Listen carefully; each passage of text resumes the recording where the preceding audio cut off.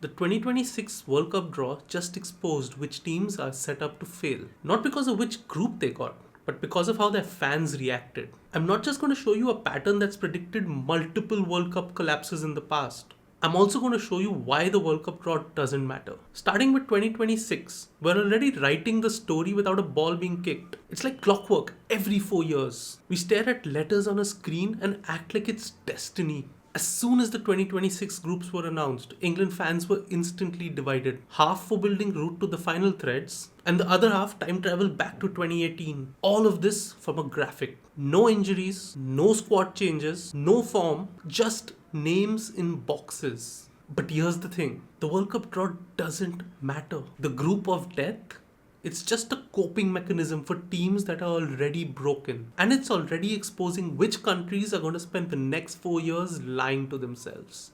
Let me show you exactly what I mean. 2018, Germany. On paper, that's a manageable group for defending champions. No Brazil, no Spain, no France. The narrative before the tournament was simple. Germany always gets out of the group. The first match against Mexico deleted that script immediately. Within minutes, it was clear as day. Germany were playing this insanely aggressive high line, fullbacks flying up the pitch, midfield not sprinting back in transition. It looked more like a training drill than a World Cup match. They were frantic, passes seemed forced, players were snatching at chances. And by the end of match day 3 against South Korea, Germany were rock bottom of Group F. The defending champions were out. And what's the story afterwards? The World Cup's harder. There aren't any easy groups. But Germany didn't go home because of their group. They went home because their defensive structure was broken. Their mentality was fragile. And they treated the group stage like a formality until it punched them in the face. But when you put this next to Spain's collapse, the group of death cope seems even more embarrassing. World Cup 2014. Spain, defending world and European champions. Nobody thinks they're in danger. But they lose 5-1 to Netherlands. Then 2-0 to Chile. And just like that, they're knocked out after 2 matches. The excuse? Tournaments are a lottery. Anyone can beat anyone. The truth? They were entitled. The group didn't expose them. It revealed they were already fragile. 2 defending champions. 2 groups they should have walked through. Both eliminated early. Same excuse. Anyone can beat anyone now. But if you watch the actual play, broken structure, fragile mentality, treating the group like a formality. The draw didn't kill them. They were already dead. So maybe we've had this backwards the whole time. What if the draw isn't a prophecy? What if it's a personality test? Notice the behavior. Some fans immediately start scenario building. If we finish second, we dodge Brazil. If we finish first, we get Argentina. So maybe it's better to lose?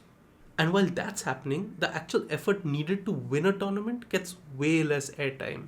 Fix transition defending, rehearse penalties, build set piece routines. Nah, who cares? It's an easy group.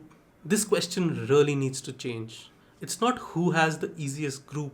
It's if your team was in a different group, would anything change? Because the more a team obsesses over the draw, the more likely they are to bottle their actual matches. If you convince yourself your path is easy, you relax. If you convince yourself your group is impossible, you practice the perfect excuse. Both mindsets drag away from the only thing that actually wins tournaments. Surviving the moment when everything goes wrong. Every champion goes through something insane on the way to lifting that trophy. A brutal 15 minutes, a bad red card, a penalty shout, a random player smashing it in from 30 yards out.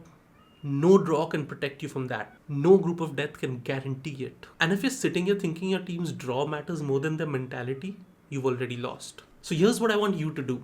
When your team's first match kicks off, forget the draw. Don't look at the bracket.